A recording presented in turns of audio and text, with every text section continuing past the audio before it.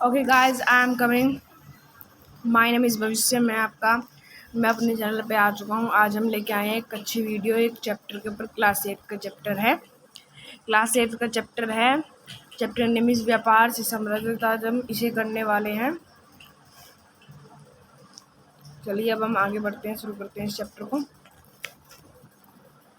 हमारा चैनल जय श्री राम आज की वीडियो लेके आया है व्यापार से समृद्धता तक। जो कुछ बंदों ने पढ़ लिया होगा और कुछ नहीं पढ़ा होगा तो आप इसे रिवीजन की तरह ले सकते हैं, रिवीजन मान सकते हैं इसे। चलिए अब हम शुरू करते हैं।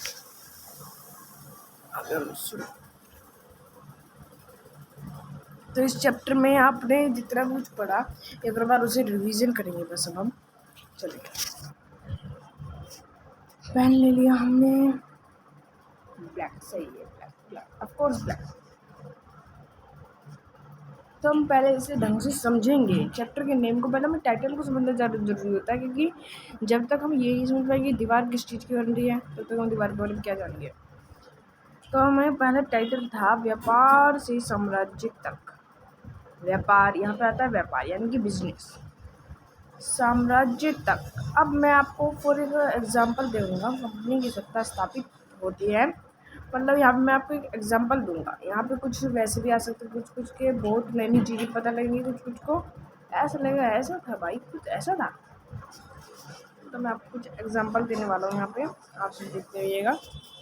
व्यापार से संबंधित जो हमारा चैप्टर है इसमें कुछ अलग बात ये है, मैं आगे ही जोड़ देता हूँ। यहाँ पे एक आ गया 10 में जितना बताया गया है, व्यापार से साम्राज्य तक सत्ता स्थापित होती है।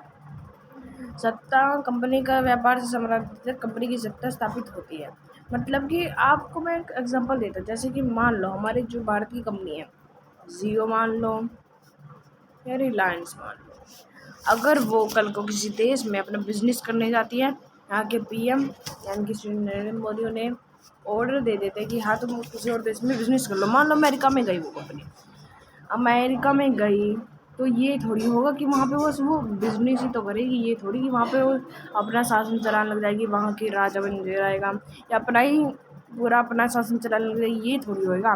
तो इसी प्रकार से अब आपको इसमें बताना चाहते हैं, इसका नाम से आपको पता लग गया होगा। देखो यहाँ बताया गया कि ये एक व्यापार से साम्राज्य तक कंपनी की सत्ता, मतलब कोई एक कंपनी मान लीजिए जो जियो कंपनी थी, उसकी मान लीजिए जो जियो कंपनी है, इसमें बताया कि किसी कंपनी, कोई कंपनी आई भारत में, उसने व्यापार से शुरू किया, मतलब बिजनेस करनी आती कंपनी तो ऑलरेडी, और वो सत्ता तक पहुंची, मतलब उसने भारत पर सत्ता कर लिया। अब हम वो जाने कैसे करी, क्यों करी, क्या क्या रीजंस थे, और इस बीच में से उन्हें उस कंपनी को और हमारे जितने भारतवासी हैं सबको किस किस चीज़ की चुनौती सामने करनी पड़ी। तो किस किस बच्चे ने एग्जैक्टली लगा लिया होगा किस चीज़ की बात कर रहे हैं, कुछ लगा लिया होगा कि कुछ सोच रहे होंगे कि हाँ अंग्रेजों की बात है इस चैप्टर में। अंग्रेजों की बात है इस चैप्टर में, तो उनके ऊपर ही बात की जाएगी। चलिए अब हम आगे बढ़ेंगे। अंग्रेजों की ही बात है इस चैप्टर में। चलिए, तो यहाँ पे पहले कहानी लास्ट टाइम जब हमने ख़त्म की थी, मतलब अगर आपने 7th में चैप्टर पढ़ा होगा, से लगातार आते हैं 7th में चैप्टर, पहले हमें पढ़ाया गया था,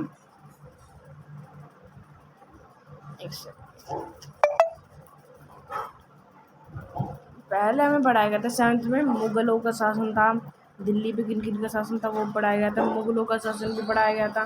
तो मुग़लों से आगे आ जाते हैं फिर हमारे अंग्रेज। तो आखिरी मुग़ल बादशाह कौन थे, कौन था आखिरी मुग़ल बादशाह, कौन थे? चलिए हम चैप्टर पढ़ेंगे तो पता लग जाएगा। चलिए शुरू करते हैं अपना चैप्टर। अब दिख रहा है सबको, ये थोड़ा कम होगा। चलिए शुरू करते हैं अपना चैप्टर हम। ये है मुग़ल बादशाह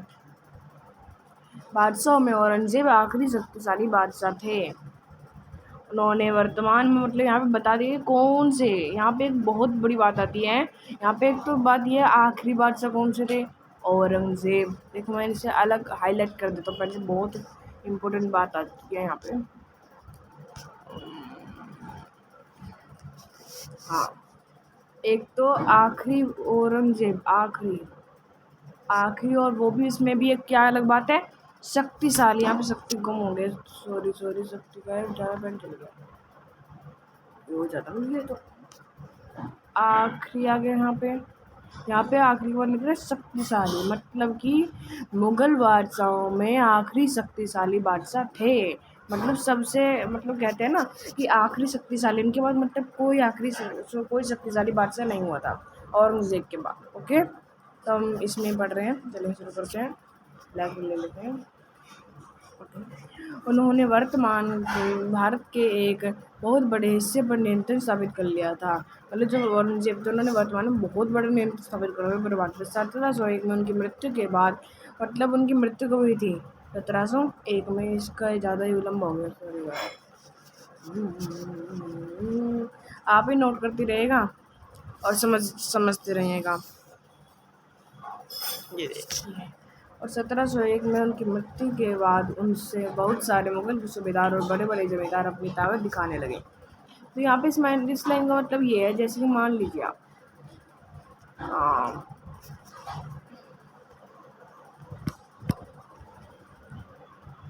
मैं अभी समझाऊंगा आपको एक तरीके से। किसका एग्जांपल ले हम, किस चीज़ का ले? कोई मूवी। यस, ये क्या हो गया?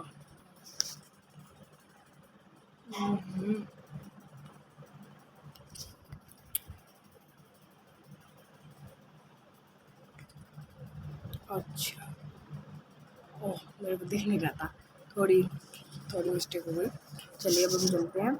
मैं आपको एक एग्जांपल से सिखाने वाला था कि किस प्रकार यहाँ पे कहा गया। मतलब कि मान लीजिए, जो आपने हर किसी ने बाहुबली फिल्म देखी होगी, उसमें जो शिवगामी देवी थी, और वो कुछ ना हो, मतलब अगर फिल्म के अंदर अगर वो मृत्यु को प्राप्त हो जाती तो उसके बाद क्या होता? अब ऑब्वियसली भल्लाल देव से चलता था, भल्लाल देव अपनी शक्ति बाहुबली पे दिखाता, और जो भी उसके मंत्री थे वो सारे एक दूसरे की शक्ति दिखाते अगर शिवगामी देवी मर जाती।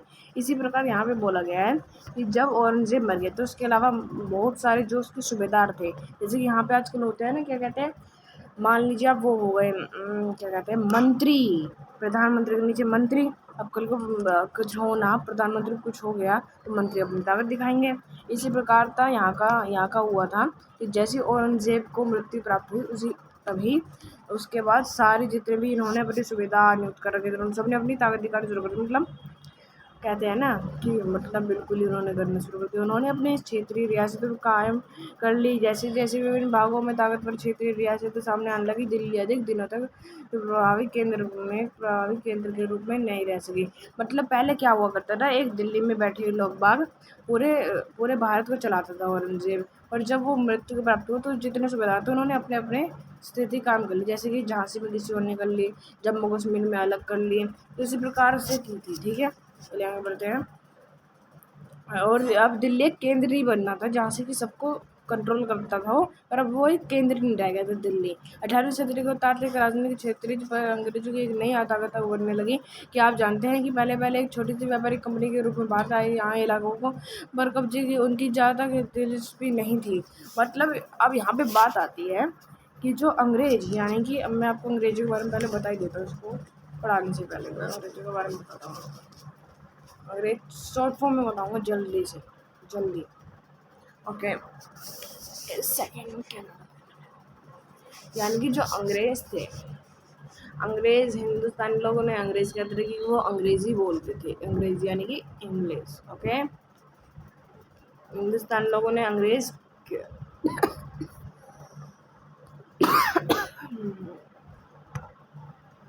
हाँ, हिंदुस्तानी लोगों ने अंग्रेज कहते थे कि वो इंग्लिश बोलते थे। अंग्रेज, देखिए बड़ी, और वैसे उनका नाम था EIC। इसकी फुल फॉर्म है ईस्ट इंडिया कंपनी। ई से ईस्ट, आई से इंडिया, सी से कंपनी। ओके, यानी कि मैं आपको बताऊं, for example east India company Europe से, ब्रिटेन में से आई थी भारत। तो एक कंपनी थी ईस्ट इंडिया कंपनी हुआ करती थी जो कि भारत जो कि अपना वो सारा काम करती थी, एक कंपनी थी। तो पहले यहाँ पे एक वास्को डी गामा एक पुर्तगाली खोजी यात्री था। कौन था, मैं आपको इस पेज पे बताता हूँ। देखिए, ये चलेगा ना, चलेगा नहीं चलेगा। देखो यहाँ पे ये है ब्रिटेन, और यहाँ पे है ईस्ट इंडिया कंपनी, और यहाँ पे कैंप ऑफ गुड, ये भी एक और कंपनी, मतलब बहुत सारी कंपनियों की कंपैरिजन चलते रहता है, मुकाबले होते रहते हैं। तो यहाँ पे जितने जितने बाद ये पहुंची थी ईस्ट इंडिया कंपनी, तो उससे पहले ही ये पहुंच चुकी थी यहाँ पे, मतलब फ्रांसीसी व्यापारी पुर्तगाली यात्री पहुंच चुके थे यहाँ पे पुर्तगाली यात्री थे वास्को ड गामा, उन्होंने खोज की थी भारत के समुद्री मार्ग की। तो यहाँ पे इन्होंने पहले ही अपनी सत्ता स्थापित कर ली थी, कहाँ पे, बम्बई में। और जब ये इन्हें पता लगा कि भारत जैसे कोई चीज़ है और वहाँ पे सूती कपड़ा, ये किस लिए आए थे, ईस्ट इंडिया कंपनी हमारे यहाँ व्यापार करने आई थी, यानी कि बिजनेस। तो वो किस लिए आई थी, सूती कपड़े के लिए और मसालों के लिए। मसालों के लिए तो इंडिया बहुत फेमस था, और वो भी इस वजह से आए थे कि आपके सिस्टर उनके देश में नहीं थे पर वहाँ पे इतना ज़्यादा महंगी चीज़ थी, तो अगर वो यहाँ से सस्ते में खरीदते हैं, यहाँ पे श्रम यानी कि लेबर यानी कि मजदूर बहुत सस्ते में मिल जाते हैं, तो वहाँ पे उनकी बहुत ज़्यादा मांग थी। जो ब्रिटेन था वहाँ पे उनकी बहुत ज़्यादा मांग थी, इस वजह से वो यहाँ पे आए थे सस्ती चीज़ों में खरीदने के लिए। आ जाते हैं, यहाँ पे समझ रहे थे। तो क्या हुआ, वो जब तक यहाँ पे पहुँचे, फिर उन्होंने यहाँ पे अपना यानी कि बंगाल में अपना अस्तित्व किया था, मद्रास में, बंगाल में। और ये भी इनकी ये शुरू जब से हुई थी, जैसे कि मान लीजिए अगर रिलायंस को किसी दूसरे राष्ट्र में काम करना है, तो उसे किसके ऑर्डर लेने पड़ेंगे, पीएम के लेने ही पड़ेंगे ना, पहले अपने भारत के पीएम के ऑर्डर लेने पड़ेंगे, फिर वहाँ के। तो ऐसे इन्होंने किया था, इन्होंने अपनी रानी से, यानी कि जो थी इनकी रानी, कौन थी इनकी रानी, प्रथम एलिजाबेथ, या रहेगा प्रथम, ये कभी कभार द्वितीय आ जाता है। यहाँ पे एलिजाबेथ, दो रानी के नाम दिए गए हैं, एलिजाबेथ प्रथम थी और एक एलिजाबेथ द्वितीय थी। तो उससे उन्होंने सन 1600 में इजातनामा हासिल किया था। इस इजातनामे के अंतर्गत उन्हें एकाधिकार मिला हुआ था व्यापार करने का पूर्व के बाजार में। ओके, और ये व्यापार किस तरीके से करते रहे, मैं आपको ये बता दूँ, मैं अभी जल्दी जल्दी बता, फिर रीडिंग करके आराम से। ये व्यापार किस तरीके से करते रहे, ये व्यापार करते रहे वाणिज्यिक रूप से। वाणिज्यिक व्यापार क्या होता है, वो होता है ये वाणिज्यिक, देखो ये दिख रहा होगा आपको। वाणिज्यिक एक ऐसा व्यावसायिक उद्यम जिसमें चीज़ों की सस्ती कीमत पर खरीद कर ज़्यादा कीमत पर बेच सकते हैं, यानी मुख्य रूप से जरिए मुनाफा। यानी कि वाणिज्यिक वो व्यापार होता था, जैसे कि भारत में आते थे, मान लीजिए भारत में जो दालचीनी है, एक मसाला है दालचीनी, वो 20 रुपये किलो मिलता है। कितना, 20 रुपये किलो दालचीनी। पर यही चीज़ ब्रिटेन में 50 रुपये किलो मिलता है, यही चीज़। तो ये तो बात उनकी एलिजाबेथ भी जानती थी, उन्हें ऑर्डर दे रखा था कि हाँ तुम वाणिज्यिक व्यापार कर सकते हो। इसके अंतर्गत वो 20 किलो वाली चीज़ ब्रिटेन में 50 के दाम पर ही बेचेंगे। ये नहीं कि अगर वो 20 में लाए हैं तो 20 में ही बेचेंगे, नहीं, वो अपना पूरा मुनाफा उठाएंगे, जितना मुनाफा उन्हें मिल रहा है। यानी कि उन्हें यहाँ पे पूरे 3 किलो का अरे रुक जाओ, सॉरी ये 20 किलो हो गया, 50 किलो हो गया, और 30 किलो का मुनाफा मिल रहा था उन्हें पूरा, मतलब 30 किलो के पैसे वो ऑर्डर पे थे। मान लीजिए, कैसे माने, किसी ने 1 किलो खरीदा तो उसे 20 रुपये मिले, और किसी ने यहाँ पे 1 किलो खरीदा तो उसे 50 रुपये देने पड़ते हैं, और 20 रुपये में खरीद कर 50 रुपये में बेचते हैं, तो उन्हें पूरे 30 रुपये का फ़ायदा हुआ। तो ये होता है वाणिज्यिक व्यापार, जिसमें सस्ती कीमत पर चीज़ खरीद कर कहीं से महंगी कीमत पर बेचते हैं। ओके, समझ में आया? चलिए, हमें आशा आपको समझ में आया होगा, और हम इसकी एक PDF भी भेज देंगे आपको। चलिए आगे बढ़ते हैं। हम वाणिज्यिक व्यापार करते थे यहाँ पे कंपनी मोटे तौर पे, और यहाँ पे एक अधिकार की बात आती है। एक अधिकार मतलब नहीं एक अधिकार था कि ये पूर्व के बाजारों में अपना अस्तित्व वो कायम कर सके। अब चलिए हम आगे बढ़ रहे थे, थोड़ा सा और आगे बढ़ते हैं। मैं फिलहाल टॉपिक के बारे में बता रहा हूँ। यहाँ पे आपको पूर्व में ईस्ट इंडिया कंपनी का है मैंने बता दिया। यहाँ पे एक और बात थी, मैंने बताया था आपको वास्को डी गामा के बारे में। पुर्तगाली यात्री वास्को डी गामा का तो आपने नाम भी सुना होगा, वेरा वास्को द गामा ने ही 1490 पहली बार लगाया था। ओके, अब हम आगे बढ़ते हैं। हमारा अगला टॉपिक आता है ईस्ट इंडिया कंपनी बंगाल में अपना व्यापार शुरू कर दिया। मैंने जैसे आपको इसी फोटो में बताया था कि वो यहाँ से आती थी कैंप ऑफ गुड का चक्कर लगाते हुए, और यहाँ पे बंगाल में अपना व्यापार शुरू किया था उन्होंने। पहली इंग्लिश फैक्ट्री उन्होंने बंगाल में शुरू की थी। अब वो देखते हैं यहाँ पे क्या हुआ। मतलब उन्होंने जब वो बंगाल में आए थे, यहाँ पे उन्होंने पहली इंग्लिश फैक्ट्री, मैं आपको बता देता हूँ, उन्होंने पहली इंग्लिश फैक्ट्री 1651 हुगली नदी के किनारे बंगाल में शुरू की थी। ओके, और यहाँ पे फिर उन्होंने क्या किया, यहाँ पे जो फिलहाल यहाँ का राजा, क्योंकि 1707 में मरा था ना औरंगजेब 1707 में मरा था, तब यहाँ का राजा औरंगजेब था पूरे भारत का। तो उन्होंने औरंगजेब से, मैंने जो कहा था बिल्कुल अभी कहा गया, मैं अलग अलग पेज ही बना रहा हूँ, देखते हैं अलग अलग पेज ही बना। मैं हर एक बात को यहाँ पे आपके लिए लिख के दे करूँगा। हर एक बात को। हाँ, तो जो और जैसे ही मैंने बोला था कि अगर कोई कंपनी बाहर से किसी और देश में जाएगी तो उससे पहले यहाँ के पीएम से परमिशन लेनी पड़ेगी, और जिस देश में जा रही है फिर उस देश में एंटर करने के लिए, यहाँ से एग्जिट करने के लिए दूसरे देश में एंटर करने के लिए यहाँ के पीएम की परमिशन, और दूसरे देश में तो राष्ट्रपति होते हैं तो वहाँ के प्रेसिडेंट की परमिशन। तो यहाँ से अगर हो जाएगी तो यहाँ पे भी उसे परमिशन लेनी ही पड़ेगी कि हम आपके राज्य में व्यापार कर सकेंगे, राज्य कह रहा हूँ देश में आप व्यापार कर सकेंगे कि नहीं कर सकेंगे।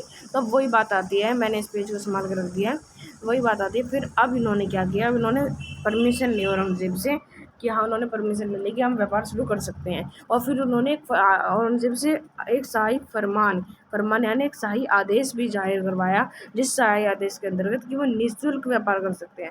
अब आप कहेंगे निःशुल्क व्यापार क्या होता है? निःशुल्क व्यापार यानी कि बिना किसी टैक्स का, जैसे कि अब आप जानते हैं इंडिया गवर्नमेंट हर चीज़ पे टैक्स लगाती है, और लगना भी चाहिए, क्योंकि टैक्स से तो सरकार के ज़रा वित्त आता है जिससे हमारा सारा काम होता है। तो टैक्स लगाते हैं, तो हर कंपनी पे पहले भी टैक्स यानी कि कर लगाया जाता था, पर औरंगज़ेब के फरमान के अंतर्गत इस ईस्ट कंपनी पे कोई कर नहीं लगेगा। वैसे ईस्ट इंडिया कंपनी का पता है आपको क्या कहना था? ईस्ट इंडिया कंपनी का कहना था कि जब तक अगर किसी कंपनी पे टैक्स लगाया जाएगा तो कंपनी न फूलेगी और वो किसी का कुछ भला भी नहीं कर पाएगी। तो इस वजह से टैक्स हटवा दिया था, और फिर उन्होंने क्या किया, 1696 तक कंपनी ने सवारी के तौर पर एक किला बनाना शुरू कर दिया। मतलब उन्होंने क्या किया, ये उनकी देखिए फॉर एग्जाम्पल मैं आपको समझा देता हूँ, कोई दिक्कत नहीं, मैं आपके लिए एक और नया पेज डाल देता हूँ। ओके, मैं आपको इस पर वो पूरा टॉपिक समझा दूँगा। ये है आपकी हुगली नदी। क्या ये मैं आपको ब्लू से बना देता हूँ, आपको समझ में याद रहेगा, हुगली नदी थी ये, हुगली नदी। ओके, फिर ये आएगा आपका, ये हो गई फैक्ट्री। ओके, अब उन्होंने क्या किया, ये जो फैक्ट्री बसाई थी उन्होंने हुगली नदी पर, और ये एक और बात होती कि नदी पे भी उड़ सके, क्योंकि वो आते थे यहाँ पे जहाज से और 1-2 महीने लगते थे, ताकि वो जहाज से यहीं पे डायरेक्ट ही हो, ज़्यादा उन्हें परिश्रम ना करना पड़े। तो इस वजह से उन्होंने जहाज का वही कलर नहीं मिला ना, ये देखिए ये जहाज यात्री थे, इस वजह से उन्होंने ऐसे किया था। ओके, और उन्होंने फिर क्या किया, 1696 तक उन्होंने क्या किया, एक सेकेंड, 1696 में उन्होंने क्या किया, जितने भी अगर मैं कंपनी के इस फैक्ट्री के बारे में बताना चाहूँगा, इसमें जो जो लोग काम करते थे इसमें एक वेयर हाउस हुआ करता था, वेयर हाउस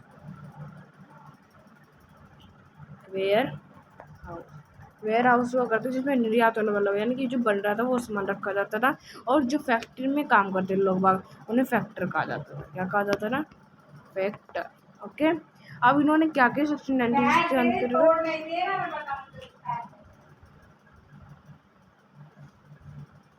1696 के अंतर्गत इन्होंने क्या किया था, इन्होंने जितने व्यापारी हुआ करते थे उन्होंने सोचा बार बार इतने दूर जाते, तो उन्होंने इसी कंपनी के आसपास उन्हें बसवा दिया था, मतलब घर वर बनवा दिए थे। और इन्होंने फिर क्या किया 1696 में, मतलब इन्होंने एक और चीज़ की, इन्होंने एक और कदम उठाया। वो कदम ये था कि इन्होंने किलेबंदी करनी शुरू कर दी।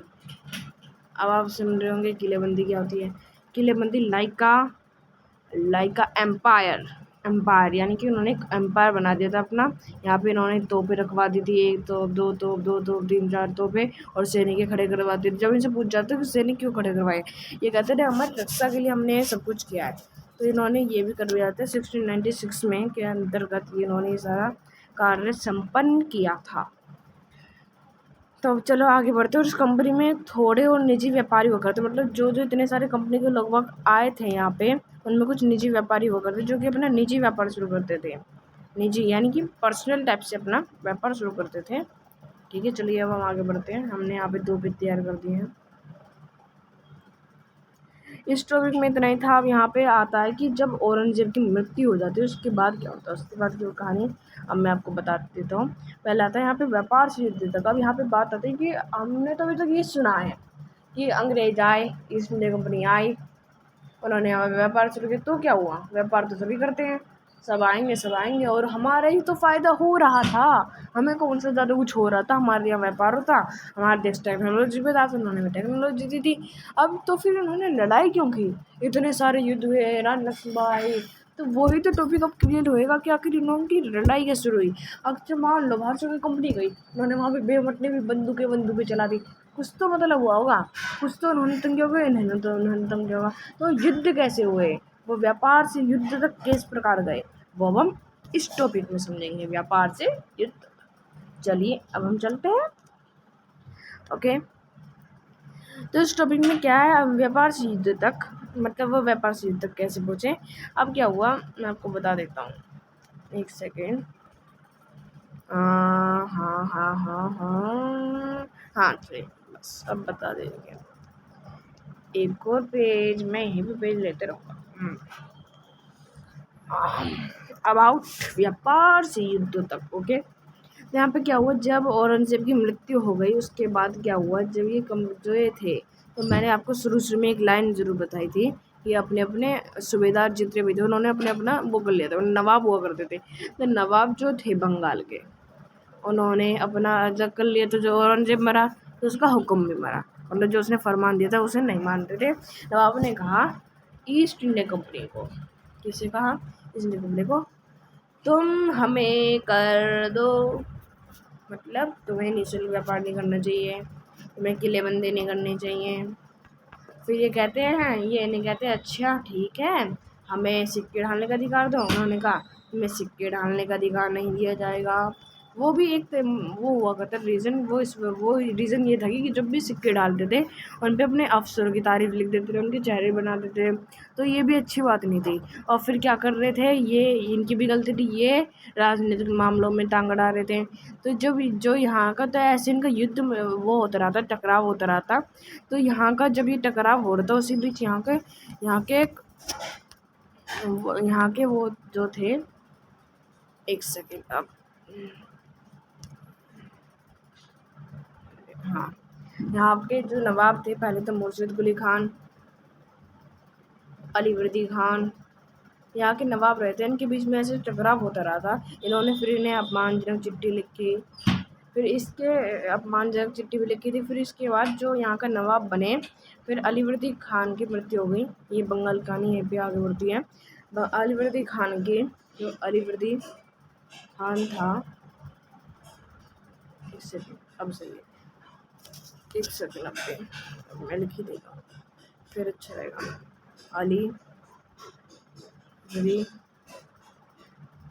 जो अलीवर्दी खान, एक सेकेंड, अलीवर्दी खान था, उसकी मृत्यु हो गई 1756 में। ओके, अब इसके बाद उसका बेटा सिराजुद्दौला ने ढंग से सिराजुद्दौला भी एक था, सिराजुद्दौला वहाँ का नवाब बना। अब जब इतना टकराव हो ही चल रहा था, तो जब इसे पता लगा कि ऐसे ज़ोर इसके साथ भी ऐसे ही करने लग गए, तब इसने गुस्से में आके, आक्रोश में आके पूरे 10,000, एक सेकंड में कन्फर्म कर लूँ, मेरे को तो बार कोई भूल जाता है, इंसान भगवान नहीं है, तो मेरे को लग रहा है कन्फर्म है 10,000, 30,000 या 10,000 दोनों में से कन्फर्म ही होगा। हाँ 30,000, मेरे को लग ही रहा था, मैंने 10,000 में तो बोलने में तो कन्फर्म हो गई। तो इन्होंने 30,000 सेनाओं के सहित इनकी पहली इंग्लिश फैक्ट्री, जो यहाँ पे लिख देता हूँ मैं, यहाँ पे लिखना भूल गया था, इनकी पहली इंग्लिश फैक्ट्री कहाँ पे खुली थी, कौन से बाज़ार में, मतलब आपने ये तो सुन लिया बंगाल में खुली, नदी के किनारे, कौन सा बाज़ार था वो, उस बाज़ार का नाम था कासिम बाज़ार, याद रखना क्या था, कासिम बाज़ार था इस बाज़ार का नाम। 30,000 सेना के साथ इनके प्रथम बाज़ार जो कासिम बाज़ार था उस पर आक्रमण कर दिया इसने, सिराजुद्दौला ने आक्रमण करा। अब यहाँ पे इन्होंने सबको हड़प लिया, मतलब अब ये पूरा यहाँ पे वर्चस्व इनका खत्म, मतलब इन्होंने बिल्कुल ही पकड़ लिया, सब जगह ताल लगा दिया, इनकी कंपनी के हथियार छीन लिए गए। यहाँ पे ये सब कुछ चल रहा था, फिलहाल इनके हथियार छीन लिए गए थे यहाँ पे। अब यहाँ पे जब इनके हथियार छीन ले गए, तब इनके जो कलकत्ता था, मैंने आपको एक बात बताना भूल गया था, कहाँ पे था, ये हुआ था ना हमारे यहाँ पे, तो इन्होंने कलकत्ता जो था, इन्होंने इसी बीच, इसमें बहुत सारी बातें आ रही, बताइए मैं भूल रहा हूँ, इसी बीच उन्होंने 3 गाँव की ज़िम्मेदारी भी खरीदी, जिनमें कलकत्ता था, जिनका इसका नाम कलिकत्ता था पहले, उसकी ज़िम्मेदारी भी खरीद ली। तो इन्होंने जब युद्ध किया तो जब इनसे छीन लिया था। तो जब इन्हें पता लगा कि हमारा उधर से भी चला गया, जो मद्रास में तैनात सैनिक थे, उन्होंने रॉबर्ट क्लाइव के किसके नेतृत्व में रॉबर्ट क्लाइव के नेतृत्व में इनके सरदारों के साथ युद्ध करने का तय किया। अब वो निकल चुके थे चेन्नई से, चेन्नई में मद्रास से निकल चुके थे और था चेन्नई से निकल चुके थे और रॉबर्ट क्लाइव के नेतृत्व में निकल चुके थे मतलब वो। और उन्होंने फिर क्या किया, अब आती है पूरी बंगाल की कहानी आपकी चल रही है। निकल चुके थे, अब आता है आगे की बात। हम इसे एक बार ऑफ कर देते हैं।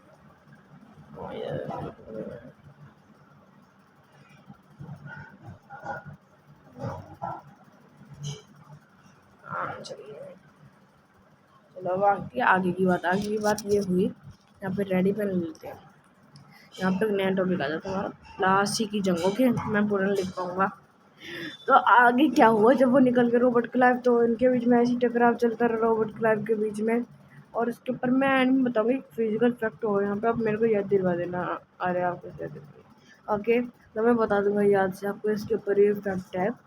तो जब वो युद्ध शुरू हुआ तो वहाँ पे उन्होंने क्या किया, रॉबर्ट क्लाइव ने तो हार गया सिराजुद्दौला। और वो क्यों हारा, बहुत माना जाता है कि सिराजुद्दौला बहुत अच्छा वो था, लड़ाई में भी सब में वो जीत सकता था, पर क्यों हारा, वो हारा था मीर जाफ़र। मतलब कोई ना कोई तो होता है गद्दार, गद्दारों की वजह से ज़्यादातर हारे। मैंने इतना इतिहास देखा, सब गद्दार थे। तो मीर जाफ़र वहाँ पे गद्दार निकला था, जो कि उसका एक सेनापति जिसने अपनी सेना के टुकड़े का युद्ध में भाग नहीं लिया था। इस वजह से सिराजुद्दौला हार गया। और अब ये बात होती है कि वो बात होती है ना कि आखिरकार सबको अपना लालच होता, वो क्या पागल था जिसने युद्ध में भाग नहीं लिया। अच्छा खासा राजा की सभा से मिलती, उसने इस वजह से भाग नहीं लिया क्योंकि EIC यानी कि ईस्ट इंडिया कंपनी ने उसे लालच दिया था कि अगर ये यानी कि सिराजुद्दौला मर जाता है तो हम तुम्हें नवाब की कुर्सी पर बिठाएंगे, नवाब, इसके बाद तुम नवाब बनोगे। ये तो किसी का नालायक नवाब है, किसी काम का नवाब नहीं था। इन्होंने इसे लालच दिया था और ये लालच में पड़ गया और इसने काम किया। पर इन्होंने ये बात सच्ची की। और ये इसके साथ और रॉबर्ट क्लाइव के साथ युद्ध कहाँ हुआ था प्लासी के मैदान में। कहाँ पे हुआ था, प्लासी के मैदान में। याद रखने वाली बात है, प्लासी का युद्ध, ओके। अब यहाँ पे क्या हुआ था इससे आगे, फिर उन्होंने सच्ची में ऐसे ही कुछ किया। अब बंगाल की कहानी चल रही है अभी, सच्ची में उन्होंने ऐसे ही कुछ किया। 1757 में ये मारा गया था, 1757 में मारा गया। और फिर मीर जाफ़र को यहाँ नवाब बना दिया। इन्होंने अपनी बात ये वाली तो सच की थी, पर मीर जाफ़र इनका एक कठपुतली नवाब था। मतलब ये चाहते थे कोई कठपुतली नवाब हो जो हमारे कहने से ही चले। तो उन्होंने ऐसा एक नवाब ढूंढ लिया था, पर कभी कभार मीर जाफ़र भी अपनी चला लिया करता था। तो उन्होंने फिर मीर जाफ़र ने भी उन्होंने सोचा अपने बहुत सारे चला रहा है, क्योंकि मीर जाफ़र भी उनसे तंग आ चुका था आखिरकार ईस्ट इंडिया कंपनी की से, कि वो उसके कहने पर चलना पड़ता, अपने मन मर्जी कुछ नहीं कर सकता था। तो उसने एक बार क्या किया, उसने अपना नवासीर यानी कि नवासीर के नवासीर होता है, वो कहते हैं ना मीर कासिम का नाना था मीर जाफ़र। नहीं, एक सेकंड, हाँ नाना था। तो अब बस ये चैप्टर यहीं पे फ्रीज होएगा। इसके बाद आपको नेक्स्ट इसका सेकंड पार्ट मिलेगा, उसमें आप देख सकते हो। Okay bye.